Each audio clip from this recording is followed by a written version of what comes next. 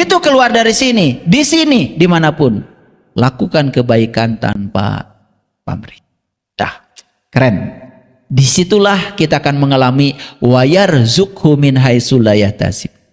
Rezeki datang dari arah yang sama sekali kita tidak menyangka. Dan itu akan menjadi sumber medan magnet untuk menarik segala keberlimpahan. Makanya kalau tubuhnya sendiri tidak merasa aman, tidak merasa nyaman, tubuhnya sendiri tidak rileks, tegang, tubuhnya sendiri belum siap untuk menerima keberlimpahan, tidak akan terjadi. Makanya satu-satunya yang bisa mengakses alam bawah sadar, kesadaran nafas.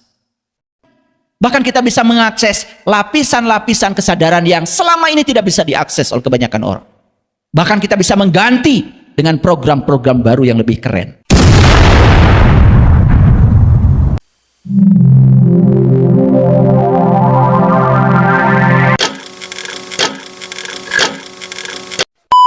Waktu pertama kali saya belajar tentang spiritual ini, saya ketemu seseorang yang mengajarkan kepada saya tentang 3 ajaran tantra.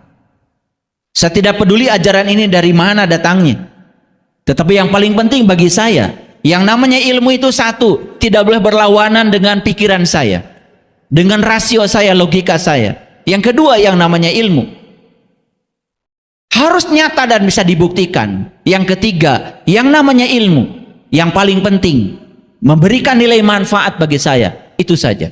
Saya tidak pernah bertanya dari mana asalnya. Saya baru tahu kalau ajaran tantra lahir di sebuah tanah yang sangat sulit yang bernama Tibet. Apa ajaran itu? Yang pertama, sentuh matamu selembut bulu ayam. Dulu saya tidak mengerti rahasia ini. Ternyata apa? Semua masalah di pikiran berasal dari sudut pandang yang salah. Sentuh matamu dengan selembut bulu ayam, kita diajarkan untuk memiliki sudut pandang yang bagus terhadap kehidupan. Tidak terjebak, tidak terjebak benar salah, baik buruk. Terimalah semua yang kamu saksikan apa adanya. Ternyata itu yang membuat kita menjadi tidak curiga pada orang. Tidak gampang menilai orang, tidak gampang menghakimi orang. Lihat begitu banyak orang-orang yang mengaku dirinya berilmu tinggi, mengaku dirinya tokoh sesuatu, tapi kerjaannya setiap hari hanya menilai dan menghakimi orang. Belum selesai dengan sudut pandangnya, belum selesai dengan matanya. Matanya penuh dengan curiga pada semua orang. Gampang menyalahkan orang. Silakan Bapak Ibu, terus menghakimi orang, terus keluar, terus memandang keluar, tidak memandang ke dalam, semakin rusak. Sudah kita diajarkan program-program yang salah sepanjang hidup. Ditambah lagi, kita pun terus meracuni diri kita, memberi nutrisi pada ego kita, hal-hal yang membuat ego kita semakin berkembang, dan lama-kelamaan kita menjadi diri palsu. Sulit untuk menjadi diri kita sendiri, sulit untuk pulang ke jati diri kita sendiri. Yang kedua, ajarannya apa? Langit biru dan awan, sesuatu yang berbeda. Jadilah langit biru, biarkan awan putih, awan hitam datang dan pergi. Pelajarannya apa? Ingat, pikiran itu hanya bagian kecil dari kesadaran. Pikiran bukanlah dirimu.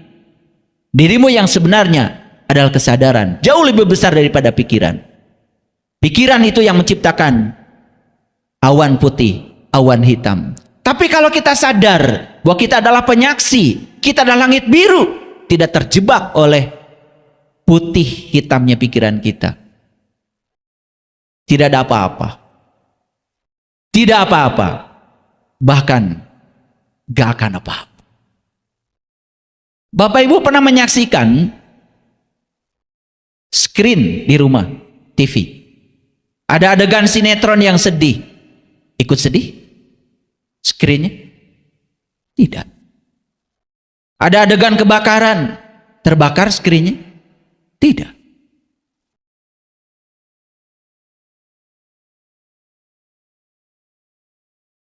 Ada adegan sinetron yang happy ending, bahagia screennya? Tidak. Langit biru itu ibarat layar monitor kita. Seperti layar ini. Apapun yang saya tampilkan di layar ini tidak mengubah dia. Harusnya seperti itulah diri kita. Ajaran yang ketiga yang luar biasa.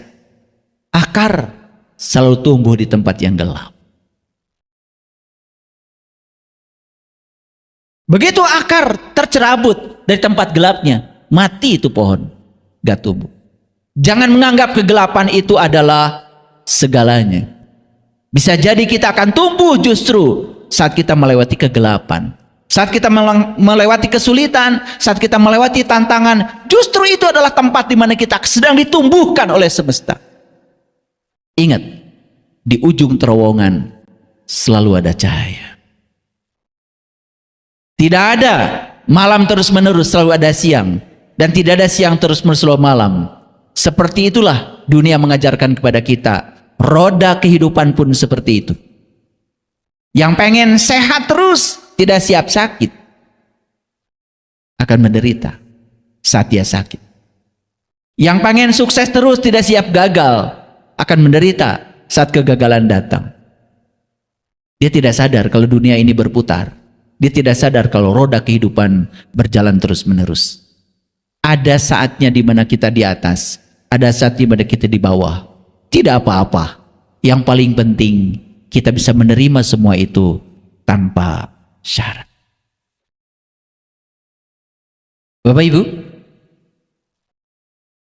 kalau saya suruh Bapak Ibu memegang air ini 1 menit, gak apa-apa. Tapi kalau saya suruh Bapak Ibu memegang botol ini 1 jam, 2 jam, 3 jam, jadi apa-apa. Betul? Jangan di sini nyobanya, nanti di rumah aja. Di rumah nanti.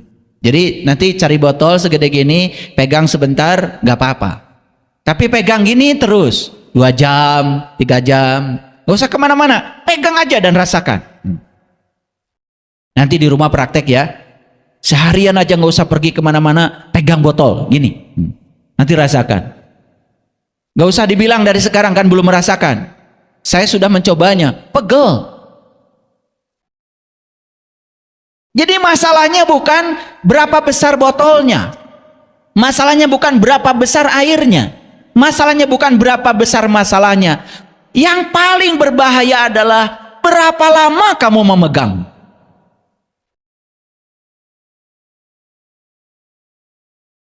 Pernah lihat kendi? Kendi? Tahu kan kendi? Bolong atasnya. Kalau leluhur kami di tanah Jawa Barat ini mengatakan kendi itu lambang dari tubuh kita. Makanya bagian atasnya kan kosong. Itu melambangkan daerah sini tuh. Makanya dulu kan ini kosong kayak kendi. Ini kenapa? Karena ini adalah di sini ada satu chip yang disediakan semesta untuk berkomunikasi dengan alam yang tinggi. Makanya kalau leluhur kami menyebut daerah sini namanya Beungeut. Daerah sini namanya Beheung. Daerah bawah namanya Beteung. Hebat. Beungeut, Beheung, Beteung. Makanya kalau belajar ilmu tentang pusat-pusat energi yang namanya cakra, cakra itu adanya di Beungeut, di sini dan di sini. Ada 2 cakra. Nah di Beheung ada 1 di sini. Coba perhatikan tuh. Orang yang tidak keluar, tidak kebat, selalu menahan emosi, mau ngomong takut, ya, memaafkan tidak. Ini masalahnya pasti di sini. Sini. Batuk-batuk, nggak selesai-selesai. Ini kan cakranya di sini yang terganggu, di daerah Beheung. Itu sudah 3 tuh, pusat energi. Turun ke bawah di sini. Nih di sini. Turun ke bawah lagi di sini. Ya? Udah berapa itu? 2 kan? Turun ke bawah lagi di sini. Di daerah sensitif. Yang ketiga, turun lagi ke bawah. Itu pasti tulang ekor. 4. Maka 4 tambah 3 jadi 7. Makanya kalau daerah-daerah itu, pusat-pusat energi itu lancar energinya, sehat. Makanya ada orang yang tanya sama saya rasanya sudah berpikir positif, saya sudah imajinasi hal-hal yang saya ingin, dan saya juga sudah merasakan seolah-olah yang saya inginkan itu sudah terjadi, tapi kok kehidupan saya masih begini-begini aja. Ada masalah yang ketiga. Apa itu? Tubuh kita belum siap. Karena apa? Ya, pikiran dan perasaan itu hanya bagian kecil dari medan magnet tubuh kita. Sedangkan di tubuh kita ada 100 triliun sel yang harus kita aktifasi. Dan itu akan menjadi sumber medan magnet untuk menarik segala keberlimpahan. Makanya kalau tubuhnya sendiri tidak merasa aman, tidak merasa nyaman, tubuhnya sendiri tidak rileks, tegang, tubuhnya sendiri belum siap untuk menerima keberlimpahan, tidak akan terjadi. Nanti kita praktekkan ya di akhir sesi ini. Ketika tubuh rileks, semua sistem saraf dalam tubuh kita menjadi sangat-sangat damai. Saat itu tubuh kita memproduksi dopamin, serotonin, oksitoksin, endorfin. Ya, tubuh menjadi rileks. Ketika tubuh menjadi rileks, dia dalam frekuensi cinta, dalam frekuensi syukur. Apa yang terjadi? Dia akan memancarkan energi ke semesta. Dan getaran ini akan direkam oleh semesta. Yang dikembalikan adalah like attracts like. Karena di sini energi syukur, keberlimpahan, yang datang selalu keberlimpahan, bukan kekurangan. Wih, kalau kita tahu rahasianya. Saya bagikan ya hari ini, tapi pelan-pelan ngajinya, pelan-pelan. Kecepatannya ini Mbak Sid 5 km per jam.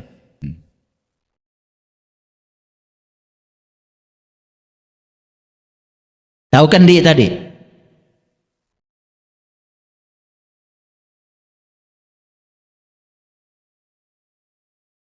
Masukkan aja ke dalam kendi itu kacang atau apa saja.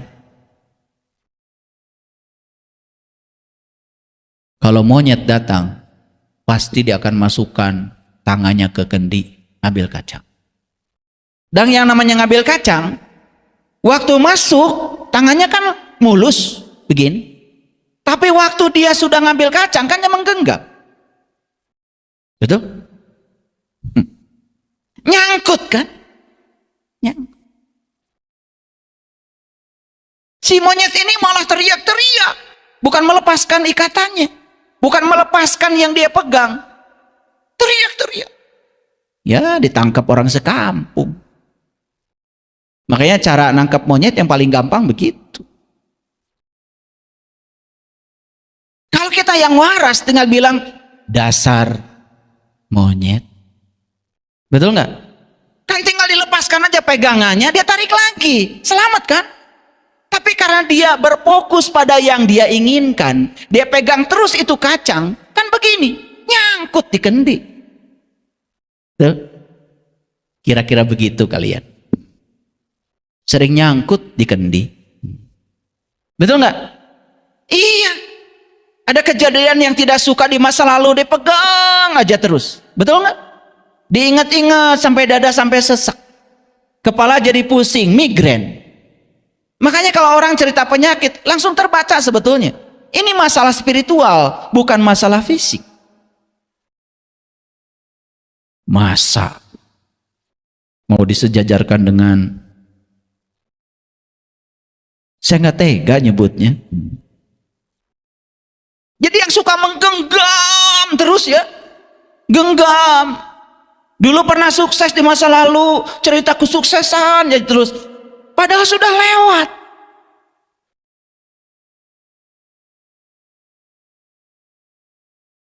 Siapa itu? Nggak tega saya nyebutnya. Lah, gimana kalian aja ya? Kalau dia lepaskan, kan gak ada masalah. Makanya mau belajar ilmu spiritual setinggi apapun, kalau kita di sininya masih kotor, melekat, tidak mau melepaskan, tidak mau memaafkan, luka-luka masa lalu yang ada di sini, itu akan menjadi realitas baru yang terbentuk apalagi tidak mau menyelesaikan alam bawah sadar. Makanya satu-satunya yang bisa mengakses alam bawah sadar, kesadaran nafas. Nanti kita praktekkan ya. Kita coba bernafas dengan kesadaran. Nafas itu memang dibiarkan tidak disadari pun tetap ada. Alhamdulillah. Tapi kalau disadari lebih keren lagi.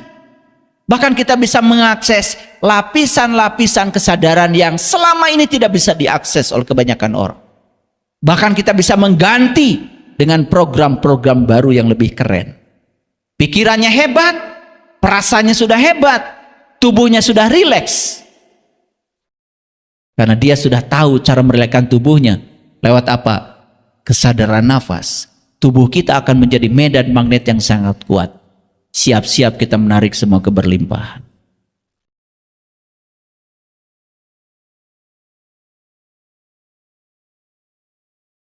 Apa yang terjadi selama ini? Kita menganggap Tuhan itu entitas yang terpisah dengan diri kita. Padahal beliau sudah ngasih alamat kepada kita. Wa huwa ma'akum aina ma kuntum. Aku bersamamu dimanapun kamu berada. Itu alamat sejelas itu. Masih menganggap Tuhan itu ada di tempat yang jauh. Dia adalah sebuah sosok yang bisa diatur oleh permintaan-permintaan kita. Begitu? Maka rubah Bapak Ibu kalau ingin merubah realitas. Doa bukan permintaan. Doa adalah pengakuan. Mengakui seutuhnya semua berkah yang diberikan olehnya. Apapun itu. Tanpa terjebak benar salah baik buruk. Itu yang disebut dengan syukur. Makanya syukur itu bahasa Arab. Bahasa Indonesia artinya terbuka. Kufur juga bahasa Arab. Yang arti bahasa Indonesia adalah tertutup. Sepanjang kita masih tertutup. Sulit memaafkan. Masih menjustifikasi orang. Apapun yang terjadi selalu ada penolakan. Tertutup. Jangan bermimpi hidupnya dengan keberlimpahan. Makanya belajar spiritual, belajar agama itu Bapak Ibu, praktek. Praktek. Saya sudah belajar, sudah mengamalkan surat ini, ayat ini. Saya baca 100 kali sehari, tapi nasib saya tidak berubah. Bagaimana berubah? Yang dipahami oleh semesta bukan kata-kata kita. Yang dipahami semesta itu adalah getaran yang kita pancarkan. Bagaimana mau bergetar hatimu? Yang dibaca olehmu sendiri kamu tidak mengerti. Karena itu bahasa orang lain.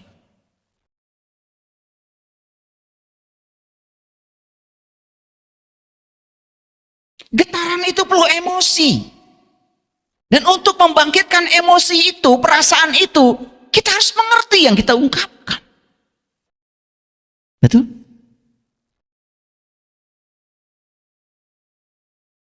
Saya dikasih jimat sama orang tua saya. Jimatnya sederhana sekali. Itu jadi jimat, jadi mantra. Dan setiap saat saya ucapkan. Jimatnya begini, dikasih orang tua saya. Pakai bahasa Indonesia atau bahasa Sunda? Ya bahasa Indonesia aja. Udah diterjemahkan ya ini, ditranslate. Kalau bahasa Inggris nanti tambah gak ngerti. Ini boleh diamalkan ini, saya bagikan jimat ini. Jimatnya begini. Dimanapun saya berada, dengan siapapun saya bertemu, saya akan melakukan kebaikan kepadanya tanpa pamrih. Si jimat. Catat jimat ini. Apa jimatnya? Dimanapun saya berada, dengan siapapun saya bertemu, saya akan berusaha melakukan kebaikan kepadanya tanpa pamrih. Ya? Apa? Sekarang sedang di mana kita? Di masjid. Bertemu siapa? Bertemu saya, bertemu. Awas jangan lupa melakukan kebaikan tanpa pamrih. Ya, ingat ya. Tuh. Itu janjimu. Makanya mantranya sesederhana itu. Udah hafal ya? Nah, tapi mantra ini bukan hanya diucapkan 10 kali, 20 kali, bukan. Diucapkan boleh, karena itu mengingatkan. Tetapi lebih bagus lagi, disadari. Ulangi, di apa? Sadari. Jadi kalau kalian bertemu dengan orang, nanya dulu, saya udah bertemu orang ini, tadi nggak melakukan kebaikan apa-apa. Ya, kebaikan tuh macam-macam. Mau senyum, mau menyapa, betul? Ya, mau ngasih empati, ngasih perhatian, gitu, ngasih ongkos lebih bagus lagi, ya. Ini janji ya, janji. Saksikan ya, saksikan saya. Seminggu aja membaca ini, mantra ini, seminggu aja, ya. Lihat realitas kehidupan Bapak Ibu akan berubah. Lihat aja, percaya deh sama saya, ya. Saya tidak mengajarkan baca surah ini 1000 kali, enggak. Ya, karena saya juga ngerti kalau kalian baca surah ini surah itu, kan kalian juga nggak ngerti isinya. Tapi mantra yang tadi ngerti nggak isinya? Ulangi. Coba didengarkan dengan penuh kesadaran. Coba pejamkan matanya. Ya. Dimanapun saya berada, dengan siapapun saya bertemu, saya akan melakukan kebajikan tanpa pamrih. Ulangi lagi ya. Dimanapun saya berada, dengan siapapun saya bertemu, saya akan melakukan kebaikan tanpa pamrih. Udah masuk alam bawah sadar. Udah masuk. Tadi udah nyemplung. Udah masuk. Kenapa saya suruh pejamkan mata tadi? Supaya masuk di gelombang teta dulu. Kalau di gelombang beta susah masuk itu. Ya ini ya. Di sini lengkap pelajarannya. Paham ya sampai situ? Oke. Udah hafal mantranya? Oke. Seminggu dari sekarang silakan. Mantra itu dibaca dengan penuh kesadaran. Tetapi yang paling penting adalah melakukan kebaikannya. Dan lebih penting lagi, lakukan kebaikan itu los tanpa pamrih. Wah, udah keren deh, keren. Tepuk tangan dong buat saya. Ternyata saya masih butuh tepuk tangan. Sebetulnya saya tidak butuh tepuk tangan, supaya rame aja, supaya tangannya kalian nggak pegal dari tadi. Dengerin saya terus bicara. Oke? Ya. Bisa dilanjutkan? Oke. Apapun yang akan diisikan menjadi kotor jika wadahnya kotor. Setuju ya? Setuju? Makanya gini ya, gini. Hanya kekosongan yang bersih yang bisa menerima semua berkah. Saya sudah kosong, tetapi kosongnya nggak bersih. Ingat ya? Gak akan ada artinya. Makanya banyak orang belajar spiritual, belajar ini, belajar itu, ketemu guru-guru yang hebat, kok gak berubah? Masalahnya karena dirinya itu masih kotor, wadahnya itu gak bersih. Masih banyak dogma, doktrin yang dibawa dari masa lalu, itu yang mengotorinya. Makanya semua dogma, doktrin, dan keyakinan-keyakinan yang tidak berguna lagi, yang tidak menolong kita lagi, yang dilakukan terus-menerus, membuat kita hanya terjebak dalam rutinitas. Lepaskan. Kalau ingin berubah. Kan judulnya mengubah realitas dengan kekuatan langit nih. Ini udah saya mulai buka nih kekuatan langitnya. Oke? Tidak ada jalan pintas menuju tempat yang layak. Ingat itu. Tidak ada jalan pintas menuju tempat yang layak. Tidak ada. Ya. Alam semesta ini tidak mengenal proses revolusi. Spiritual itu tidak kenal revolusi. Spiritual itu hanya mengenal satu kata, evolusi. Ya. Karena dengan ketekunan yang luar biasa, siput bisa mencapai samudra. Evolusi atau revolusi? Evolusi. Evolusi. Makanya dibutuhkan ketekunan. Ya, disiplin.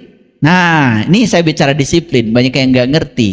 Disiplin itu bukan memaksa diri melakukan sesuatu, tapi disiplin itu adalah menyayangi dirimu sendiri. Beda istilah, beda definisi, beda implementasinya. Kita sering mendisiplinkan diri dengan cara memaksa. Betul? Coba sekarang jangan memaksa.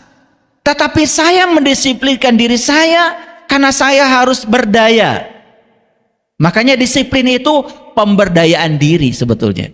Bukan memaksa diri. Kalau memaksa diri bahayanya kita memenjarakan diri kita. Makanya banyak orang yang terpenjara oleh dogma dan doktrin. Dia melakukan sesuatu disiplin tetapi dalam keadaan keterpaksaan. Ingat, itu tidak akan pernah mengubah kesadaran. Yang harus kita sadari adalah Tuhan telah mempercayakan diri ini kepada diri kita sendiri. Ulangi. Tuhan telah mempercayakan diri kita ini kepada diri kita sendiri. Ingat itu. Jadi jangan digantungkan diri kita kepada siapapun.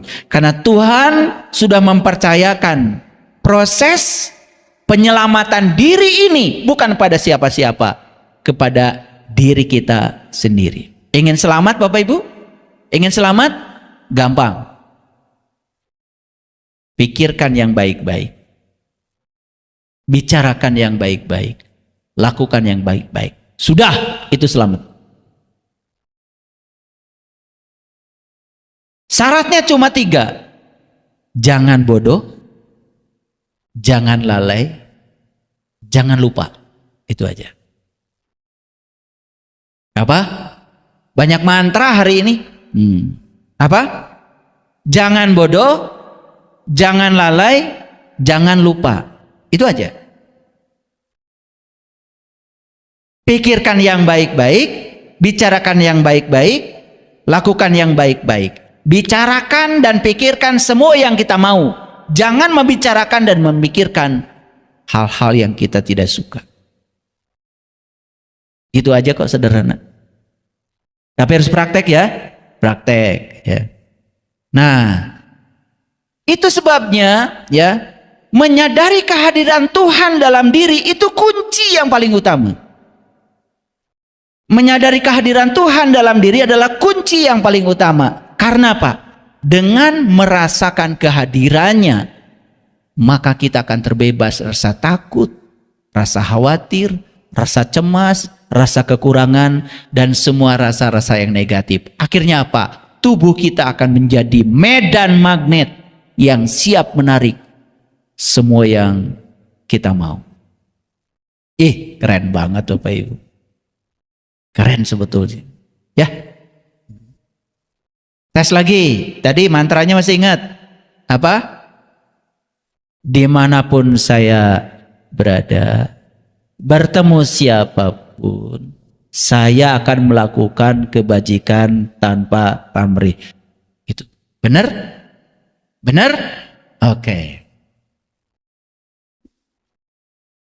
Mulai sekarang nih, karena janjinya dimanapun kita berada, begitu keluar dari sini, di sini, dimanapun, lakukan kebaikan tanpa pamrih.